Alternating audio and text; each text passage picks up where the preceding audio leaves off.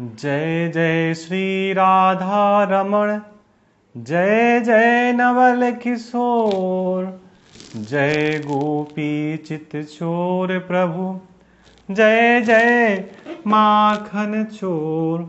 नमस्कार, मैं आचार्य कुलदीप। गरुड़ पुराण की श्रृंखला में आज हम पंचम अध्याय या 5वें अध्याय के बारे में चर्चा करेंगे, जो गरुड़ और भगवान के बीच का संवाद है। गरुड़ जी भगवान से कहते हैं, येन येन चापापेन यद् चिन्हम प्रजायते याम याम योनिम चा गच्छति तन्मे कथम केशवा। हे केशव, जिस जिस पाप से जो जो चिन्ह प्राप्त होते हैं, समझने वाली बात है, और जिन जिन योनियों में जीव जाते हैं वो सब मुझसे बताइए। भगवान ने कहा, नरक से आए हुए पापी जिन पापों के द्वारा जिस योनि में जाते हैं और जिस पाप से जो चिन्ह प्राप्त होते हैं वो मुझसे सुनो।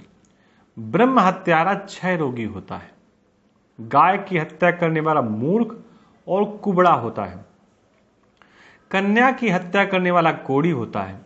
ये तीनों पापी चंडाल योनि को प्राप्त करते हैं। स्त्री की हत्या करने वाला, गर्भपात कराने वाला भिल्ल होकर रोगी बनता है। पर स्त्री गमन करने वाला नपुंसक और गुरु पत्नी के साथ व्यभिचार करने वाला चरम रोगी होता है। मांस का भोजन करने वाला अंग अंग अत्यंग लाल होता है। मद्य पीने वाला दांत काले, लालचवश अभक्ष्य भक्षण करने वाले ब्राह्मण को महोदर रोग होता है। जो दूसरों को दिए बिना मिष्ठान खाता है उसे गले में गंडमाला रोग होता है। श्राद्ध में अपवित्र अन्न देने वाला श्वेत कुंठी होता है। गर्व से गुरु का अपमान करने वाला मनुष्य मिर्गी का रोगी होता है। वेद शास्त्र की निंदा करने वाला निश्चित ही पांडु रोगी होता है। झूठी गवाही देने वाला गूंगा, भक्ति भेद करने वाला काना, विवाह में विघ्न करने वाला व्यक्ति, ओष्ठ रहित और पुस्तक चुराने वाला जन्मांध होता है। गाय और ब्राह्मणों को पैर से मारने वाला लूला लंगड़ा होता है। झूठ बोलने वाला हकलाकर बोलता है। झूठी बात सुनाने वाला बहरा होता है। विष देने वाला मूर्ख और उन्मत्त तथा आग लगाने वाला खलबाट होता है, यानी कि गंजा। पल बेचने वाला, मांस बेचने वाला, अभागा और दूसरे का मांस खाने वाला रोगी होता है। रत्नों का अपहरण करने वाला हीन जाति में उत्पन्न होता है। सोना चुराने वाला नख रोगी और अन्न धातुओं को चुराने वाला निर्धन होता है। अन्न चुराने वाला चूहा और धान चुराने वाला सलब यानी कि टिड्डी होता है। जल की चोरी करने वाला चातक और विष का व्यवहार करने वाला वृश्चिक बिच्छू होता है। साग पात चुराने वाला मयूर होता है। शुभ गंध वाली पुस्तकों को चुराने वाला छुछुंदरी होता है। मधु चुराने वाला डास, मांस चुराने वाला गीद और नमक चुराने वाला चींटी होता है। तांबुल फल तथा पुष्प आदि की चोरी करने वाला वन में बंदर होता है। झूठा घास तथा कपास को चुराने वाला भेड़ियों में उत्पन्न होता है। जो रौद्र कर्मों यानी कि कुरुकर्मों से आजीविका चलाता है, मार्ग में यात्रियों को लूटता है, आखेट का व्यसन कर रखने वाला है, वो कसाई के घर में वास करता है। विष पीकर मरने वाला पर्वत पर काला नाग होता है, जिसका स्वभाव अमर्यादित है। वो निर्जन वन में हाथी होता है। बलि वैश्वदेव न करने वाला तथा सब कुछ खा लेने वाला द्विज और बिना परीक्षण के भोजन कर लेने वाले व्यक्ति निर्मल वन में व्याघ्र होते हैं। जो ब्राह्मण गायत्री का स्मरण नहीं करता और जो संध्या पादन नहीं करता, जिसका अंतः स्वरूप दूषित तथा बाह्य स्वरूप साधु की तरह प्रतीत होता है, ब्राह्मण बगुला होता है। जिनको यज्ञ नहीं करना चाहिए उनके यहाँ यज्ञ कराने वाला ब्राह्मण गांव का सूर होता है। क्षमता से अधिक यज्ञ कराने वाला गंधर्व तथा बिना आमंत्रण के भोजन करने वाला कौवा होता है।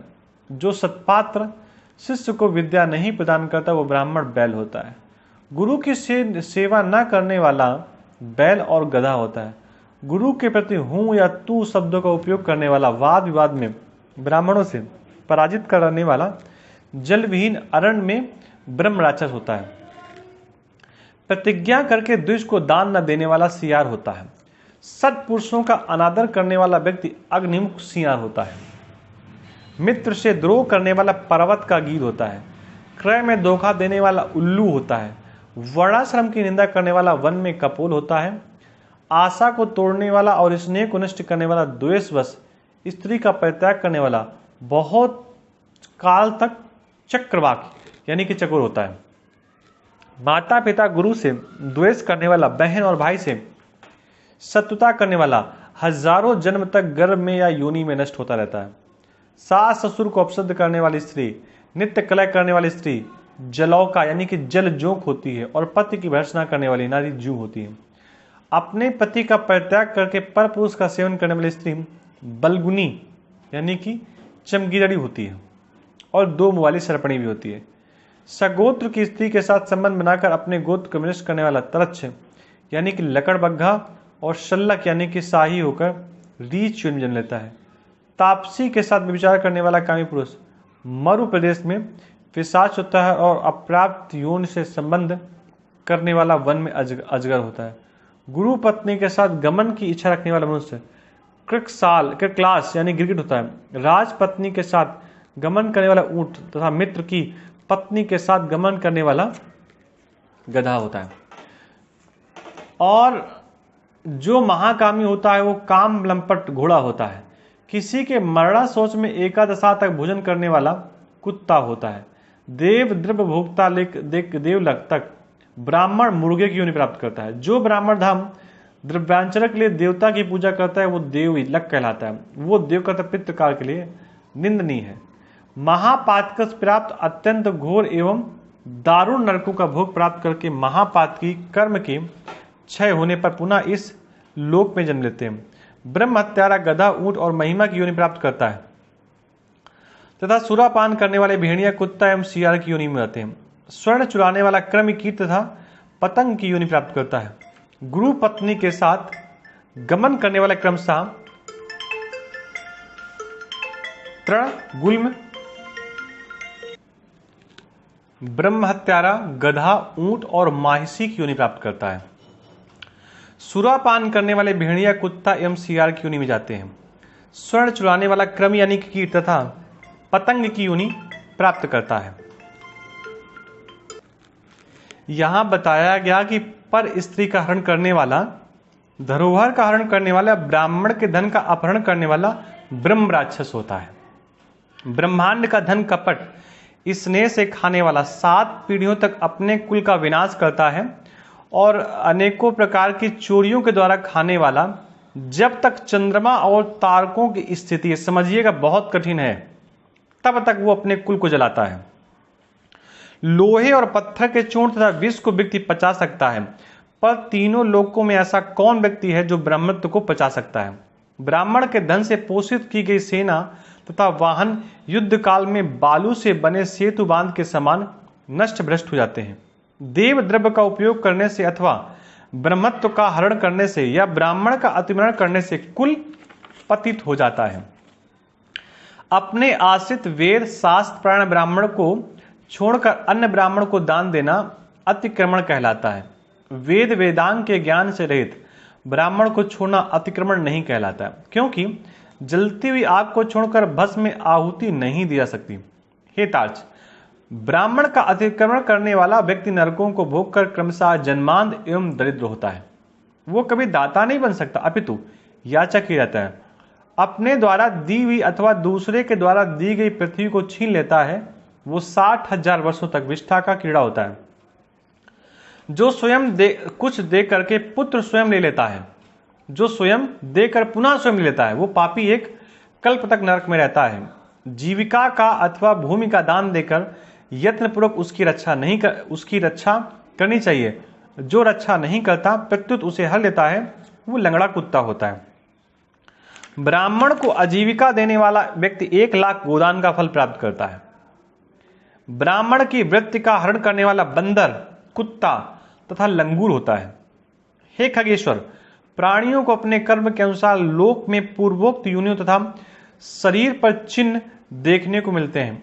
इस प्रकार दुष्कर्म पाप करने वाला जीव नारकी यातनाओं को भोग कर अवशिष्ट पापों को भोगने के लिए एवं पूर्वोक्त योनियों में जाते हैं। इसके बाद हजारों जन्मों तक त्रियक यानी कि पशु पक्षी का शरीर प्राप्त करके वे बोझा ढोने आदि कार्यों से दुख प्राप्त करते हैं। फिर पक्षी बनकर वर्षा, शीत तथा आत्म से दुखी होते हैं। इसके बाद अंत में जब पुण्य और पाप बराबर हो जाते हैं तब मनुष्य की योनि मिलती है। स्त्री पुरुष के संबंध से गर्भ से उत्पन्न होकर क्रमशः गर्भ से लेकर मृत्यु तक के दुख प्राप्त करके पुनः मर जाता है। इस प्रकार सभी प्राणियों का जन्म और विनाश होता है। ये जन्म मरण का चक्र चारों प्रकार की सृष्टि में चलता रहता है। मेरी माया से प्राणी घड़ी यंत्र की भांति ऊपर नीचे की योनियों में भ्रमण करते रहते हैं। कर्म पास से बंधे रहकर कभी वे नरक में और कभी भूमि पर जन्म लेते हैं। दान न देने से प्राणी दरिद्र होता है, दरिद्र हो जाने पर फिर पाप करता है, पाप के प्रभाव से नरक में जाता है और नरक से लौटकर पुनः दरिद्र और पुनः पापी होता है। प्राणी के द्वारा किए गए शुभ और अशुभ कर्मों का फल भोग उसे अवश्य भोगना पड़ता है, क्योंकि सैकड़ों कल्पों के बीत जाने पर भी बिना भोग के कर्म फल का नाश नहीं होता। बिना भोगे कर्म फल का नाश नहीं होता। अवश्य में भुक्तव्यम कृत कर्म शुभाशुभम ना भुक्त्यम चीते कर्म कल्प कोटि सतैरपि। मतलब साफ है, निश्चित है कि किसी एक व्यक्ति के लिए नहीं कहा गया, सबके लिए कहा गया कि जो व्यक्ति किसी प्रकार के पाप कर्म में लीन है वो ये याद रखे कि इस प्रकार की भयानक कठिनताओं से व्यक्ति को निकलना पड़ता है और निश्चित निकलना पड़ता है, और बिना स्वयं व्यक्ति के इन कठिन वस्तुओं को भोगे उसकी गति नहीं हो सकती। ये पंचम स्कंद था। हम षष्ठम स्कंद के साथ शीघ्र ही आपसे मिलते हैं। तब तक के लिए आप सबको राम राम, नमस्कार।